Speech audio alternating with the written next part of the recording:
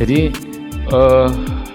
ketika kita sudah tidak ada lagi keraguan tentang keberadaan Allah, ya, di awal-awal kan kita sudah juga membuktikan bahwa Allah itu ada, bahwa Allah itu yang menciptakan alam semesta dan seterusnya. Kemudian kita juga sudah membuktikan bahwa Rasulullah SAW adalah utusan dari Allah Subhanahu wa taala. Kemudian terakhir kita juga membuktikan bahwa Al-Qur'an memang berasal dari Allah Subhanahu wa taala.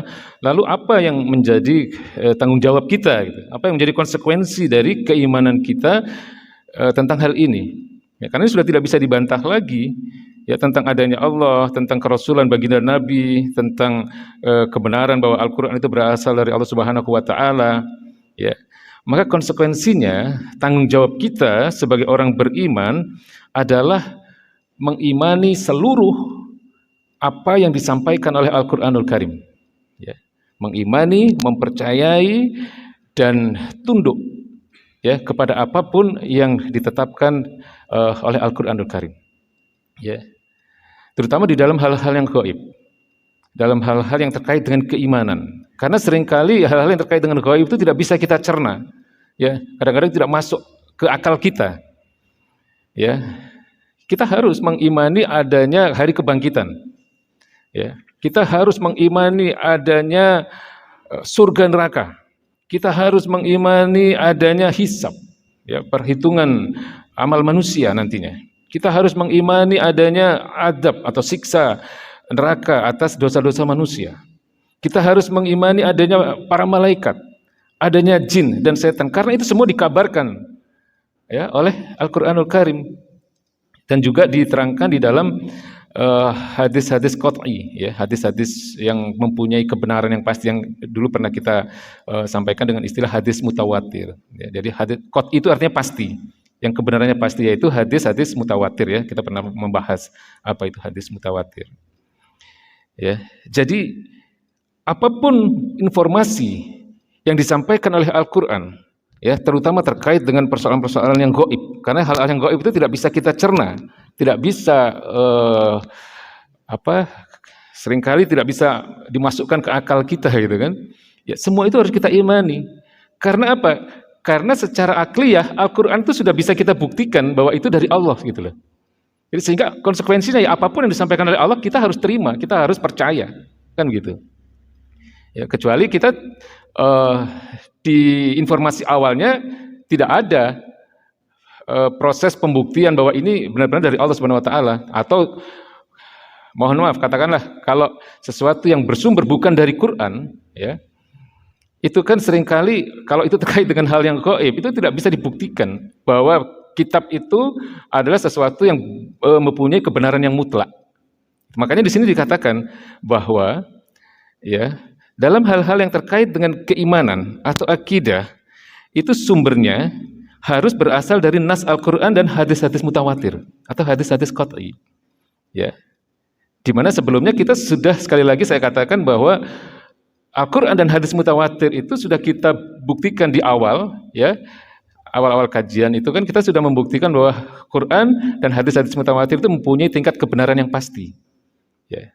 Sehingga ketika Quran dan hadis-hadis mutawatir itu menyampaikan informasi apapun itu harus diterima.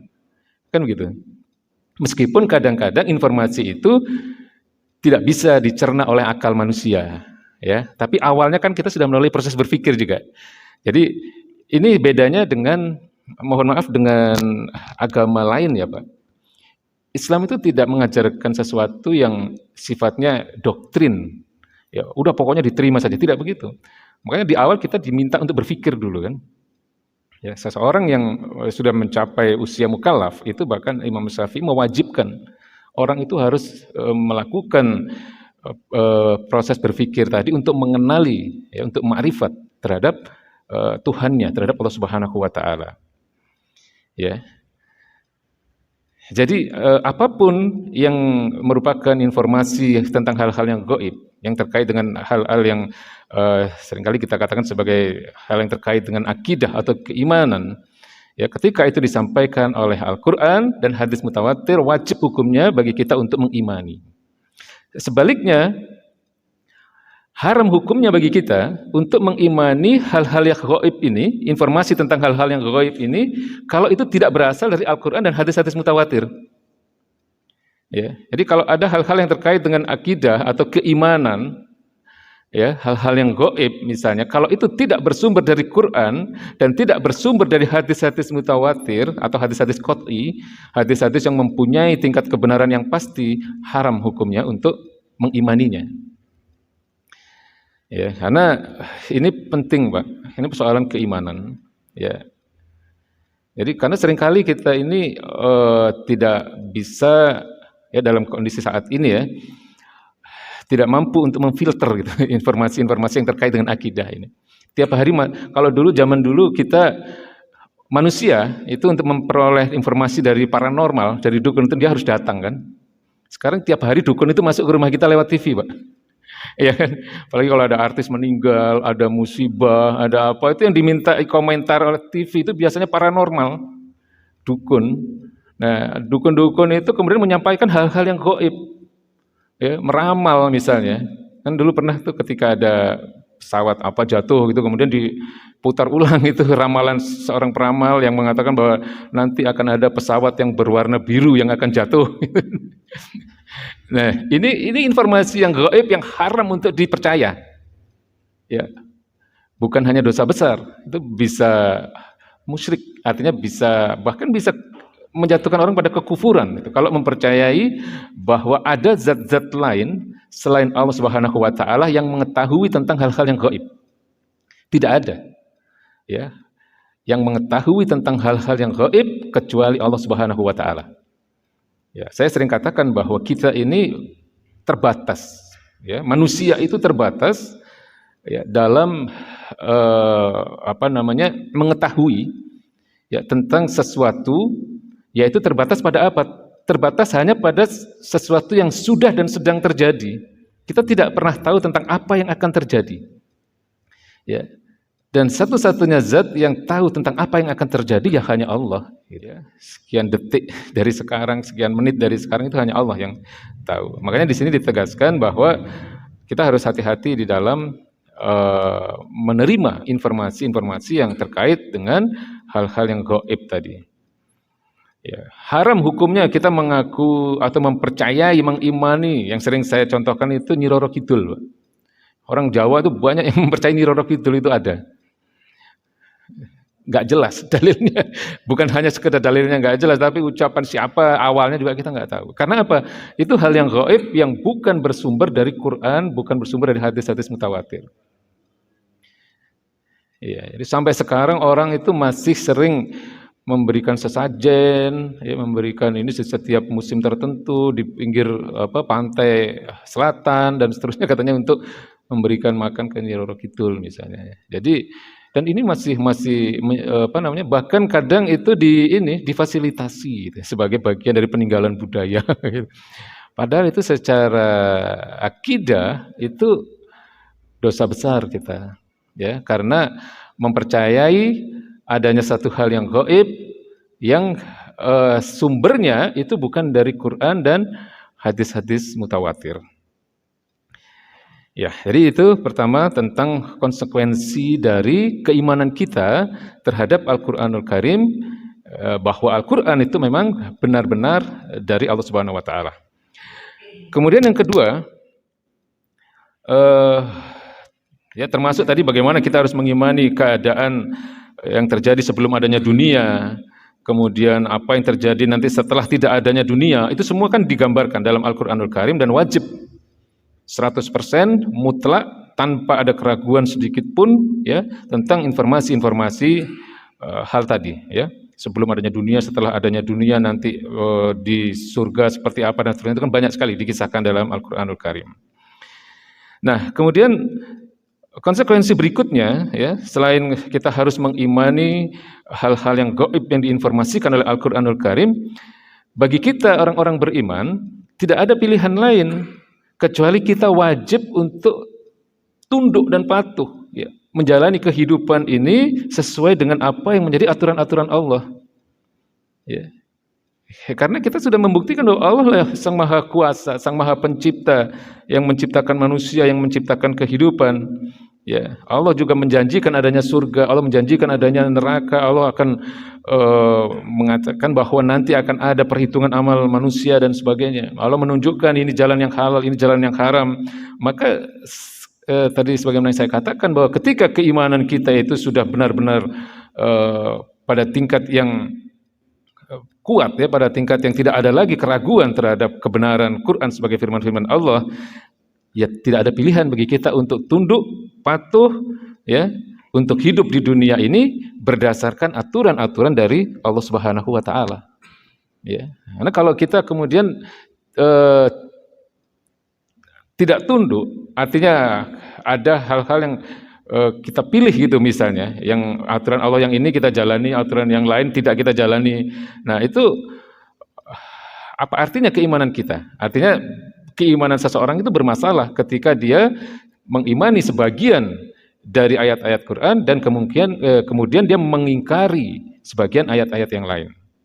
Ya, jadi dari 6.000 sekian ayat Quran itu tidak boleh ada satu pun yang kita ragukan kebenarannya, apalagi kemudian kita tolak. Ya. Dan itu konsekuensi dari keimanan kita ya, kepada Allah Subhanahu wa taala dan juga terhadap kebenaran Al-Qur'an sebagai firman-firman dari Allah Subhanahu wa taala. Ya. Jadi saya kira itu dua hal yang bisa kita ambil dari tadi beberapa paragraf yang dibaca oleh Pak Jailani ya. Yang pertama adalah konsekuensi keimanan itu mengharuskan kita untuk mempercayai apapun informasi yang disampaikan Allah Subhanahu wa taala di dalam Al-Qur'anul Karim ya, terutama terkait dengan hal-hal gaib yang seringkali tidak bisa dicerna oleh akal manusia ya. Tapi sejak awal kita sudah membuktikan bahwa Al-Qur'an secara akliyah itu memang tidak bisa terbantahkan bahwa Al-Qur'an itu benar-benar dari Allah Subhanahu wa taala. Sehingga konsekuensi pertama, imani. Ya, percayai apa yang dikatakan Allah tentang hal-hal yang gaib. Ya, meskipun seringkali akal kita tidak mampu menjangkaunya. Kemudian yang kedua, tentang konsekuensi bahwa kita sebagai orang-orang beriman tidak ada pilihan lain untuk kemudian tunduk, patuh, dan taat terhadap aturan-aturan yang dibuat oleh Allah Subhanahu wa taala. Ya. Allah sudah tunjukkan mana yang halal, mana yang haram. Allah sudah tunjukkan bagaimana manusia itu memenuhi kebutuhan-kebutuhan jasmaninya. Ya, Allah tunjukkan bagaimana manusia memenuhi kebutuhan-kebutuhan nalurinya. Ya, bagaimana mencari pasangan, bagaimana mencari nafkah, bagaimana harus beragama. Ya. Tata cara ibadah dan seterusnya yang disampaikan oleh baginda Nabi Muhammad SAW itu semua harus kita ikuti, kita patuhi dan kita taati. Baik, saya kira itu penjelasan kita tentang beberapa paragraf yang sudah dibaca oleh Pak Jailani. Mungkin bisa dibaca lagi, Ustaz? Ya. Ya, baik. Jadi ini sudah dikenalkan dengan kata mabda ya. Mabda itu artinya ideologi. Mungkin sepintas saja. Ideologi itu maknanya pemikiran-pemikiran yang paling mendasar yang menjadi sumber dari aturan-aturan kehidupan. Itu ya, definisinya ya. Atau kalau kita bisa secara umum ya ideologi itu ya akidah itu sendiri, keimanan ya. Meskipun definisinya kalau kita nyari ideologi itu apa, mungkin bahasanya ruwet biasanya kalau di Mbah Google gitu. Tapi intinya begitu, ideologi itu pemikiran yang paling mendasar yang menjadi sumber dari dibuatnya aturan-aturan kehidupan. Nah, Beberapa waktu yang lalu kan saya sudah pernah menyampaikan bahwa yang menjawab Uqdatul Kubro itu kan ada 3 golongan. Ingat ya Pak? Uqdatul Kubro itu kan 3 pertanyaan, dari mana, untuk apa, mau kemana. Itu kan ada 3 golongan. Yang pertama golongan komunis, kedua golongan sekuler, ketiga kita sebagai kaum muslimin. Nah, sebenarnya kalau kita peta atau kita kaji ya, ideologi itu cuma ada 3 itu. Ya, akidah manusia secara umum itu cuma ada 3 itu. Yang pertama akidahnya orang-orang komunis, ya, atau ideologinya orang-orang komunis, yang pemikiran yang paling mendasar adalah mereka tidak mengakui adanya agama dan tidak mengakui adanya Tuhan. Nah, itu pemikiran yang paling mendasar dari orang komunis itu seperti itu. Makanya setiap aturan yang mereka buat itu sumbernya dari pemahaman yang seperti itu. Ya. Nah, yang kedua orang-orang sekuler, ya, orang-orang yang memisahkan agama dari kehidupan. Yang pernah saya katakan bahwa definisi gampangnya orang sekuler itu orang-orang yang masih mengakui adanya agama tapi tidak mau hidupnya diatur oleh agama. Nah, itu orang-orang sekuler. Nah, aturan-aturan yang dibuat oleh orang-orang sekuler ini semuanya bersumber dari pemahaman yang seperti itu. Agama harus dipisah dulu baru bikin aturan gitu. Itu orang sekuler. Ya. Nah, hari ini umat Islam banyak yang terjebak masuk ke sini. Ya. Nah, beda dengan Islam. Islam itu ideologi juga. Karena Islam itu pemikiran yang paling mendasar yang menjadi sumber dari aturan-aturan kehidupan. Ya, Islam punya aturan ekonomi, Islam punya aturan hukum, Islam punya aturan politik dan seterusnya. Nah, sumber akidah atau katakanlah sumber dari segala sumber aturan-aturan Islam itu ya Al-Qur'an dan sunnah-sunnah baginda Nabi Muhammad SAW. Ya, utamanya akidah Islam, Al-Quran itu. Ya, jadi itu yang saya ingin menjelaskan tentang paragraf pertama tadi yang dibaca oleh Pak Ustadz Jailani. Ya, nah aturan-aturan yang lahir dari sebuah akidah, ya.